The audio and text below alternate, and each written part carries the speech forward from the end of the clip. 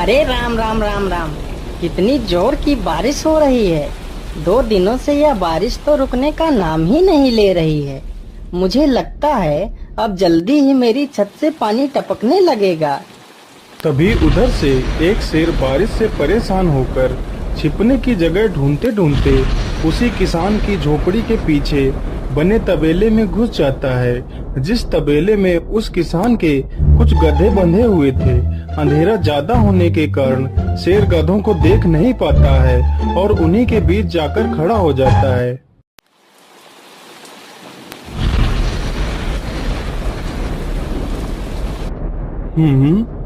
यहाँ से तो किसी मनुष्य की आवाज आ रही है। चलो चुपचाप बैठा रहता हूँ।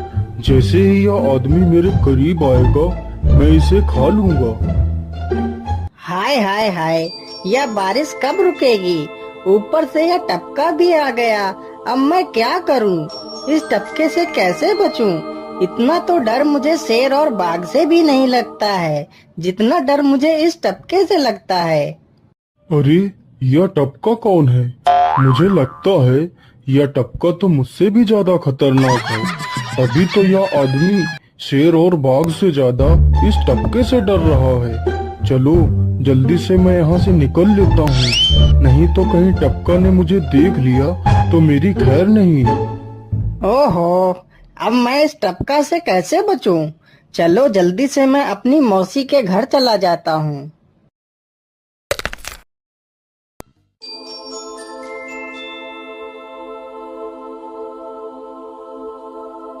अरे चल चल गधे की औलाद, यहाँ पर छिपा हुआ बैठा है। अरे चल जल्दी। अरे ये क्या, जिसका डर था वही हुआ। यह टपका तो मुझ पर हावी हो गया।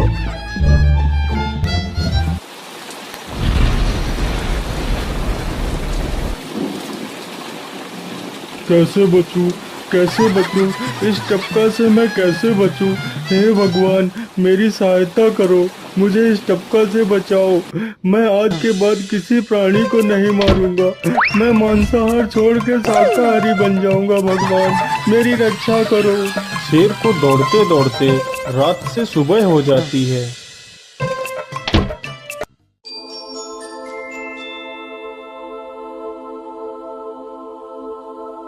अरे देखो देखो, यह तो शेर की सवारी कर रहा है।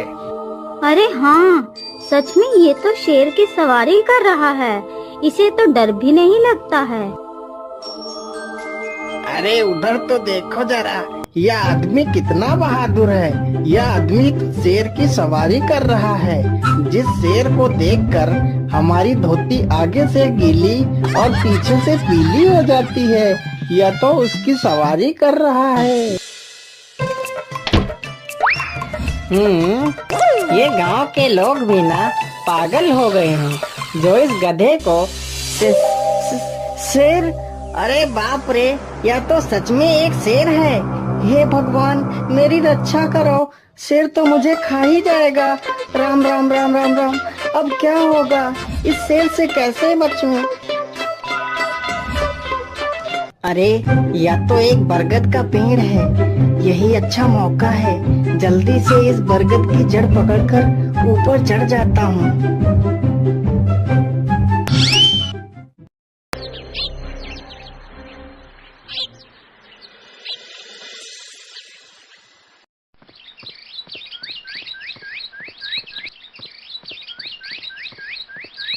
अरे शेर भैया, तुम इतनी जोर जोर से भागते हुए कहाँ जा रहे हो?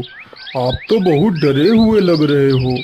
आप तो जंगल के राजा हो, आपको किसका भय है? टपका, वो टपका मेरी जान के पीछे पड़ा है। अरे शेर भैया, जरा मुझे बताओ वो टपका है कहाँ?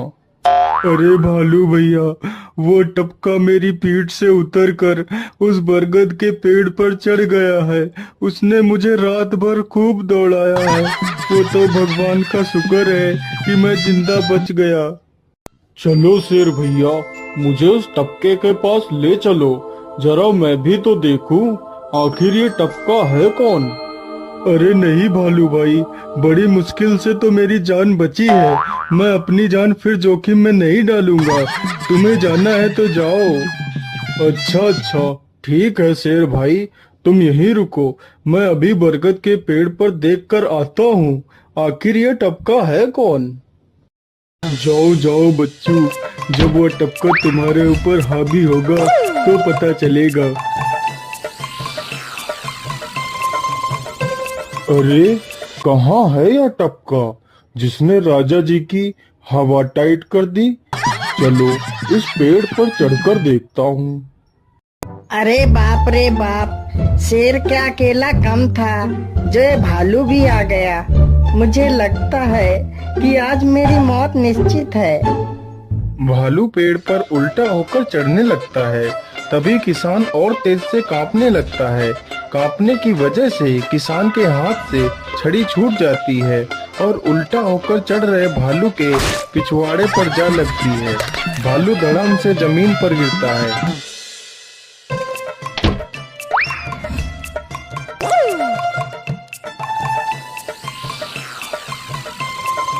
मुझे लगता है अब शेर और भालू दोनों भाग गए हैं। चलो अब जल्दी से यहाँ से निकल लेता हूँ। सारे राज्य में यह बात फैल गई कि हरिया किसान बहुत ही बहादुर है और वह शेर की सवारी कर लेता है। धीरे धीरे यह बात राजा तक पहुँच गई।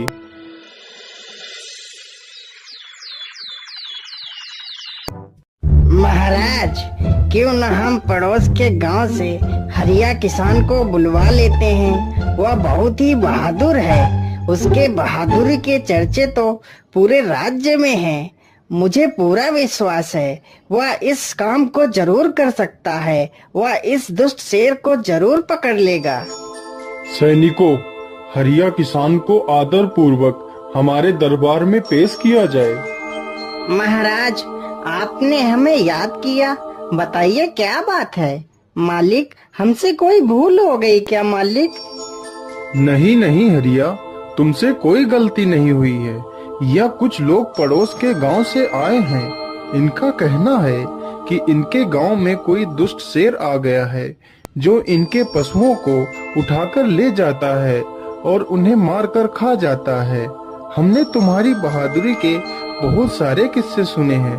तुम बहुत ही बहादुर हो, इसलिए मैं तुम्हें उस शेर को पकड़ने की ये जिम्मेदारी सौंपता हूँ। अरे बाप रे बाप, उस बार तो मैं शेर के हाथों बच गया था, लेकिन इस बार मैं नहीं बचूंगा। अगर मैंने महाराज को सच सच बता दिया तो झूठ बोलने के जुर्म में मुझे फांसी पर ही चढ़ा देंगे। अरे हरिया, तुम मन ही मन क्या बड़बड़ा रहे हो? कुछ नहीं महाराज, कुछ नहीं। मैं सोच रहा था कि मैं शेर को कैसे पकड़ूं। ये लो हरिया, कुछ स्वर्ण मुद्राएं रख लो, ये तुम्हारे काम आएंगी। क्या करूं, कैसे पकड़ूं उस शेर को? ये महाराज ने भी मुझे कैसी दुविधा में डाल दिया है। क्या करूं, क्या करूं? हाँ, मिल गया। फिर हरिया बाजार से एक रस्सी और एक जाल तथा एक बकरी खरीद कर लाता है। चलो जल्दी से, मैं यहाँ पर एक गड्ढा खोद देता हूँ।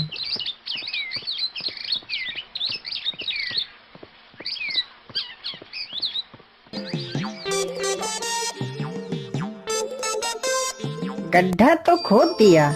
चलो अब जल्दी से इस बकरी को रस्सी से बांध देता हूँ। हरिया ने बकरी को रस्सी से बांधकर गड्ढे में खड़ा कर दिया और जाल को लेकर पेड़ की डाल पर बैठ जाता है।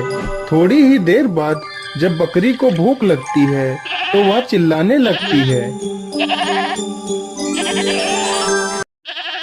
अरे, यह तो बकरी के चिल्लाने की आवाज है, लेकिन यह आवाज आ कहां से रही है? आसपास तो कोई नहीं दिख रहा है। मुझे लगता है यह आवाज उस पेड़ के पास से आ रही है। चलो चलकर देखता हूँ।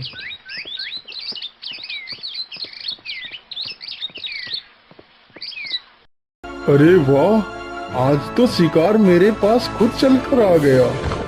शेर तुरंत ही बिना देर किए हुए गड्ढे में छलांग लगा देता है। तभी किसान तुरंत ही बकरी को ऊपर खींच लेता है और जाल को गड्ढे के ऊपर गिरा देता है। शेर गड्ढे में ही फंस जाता है।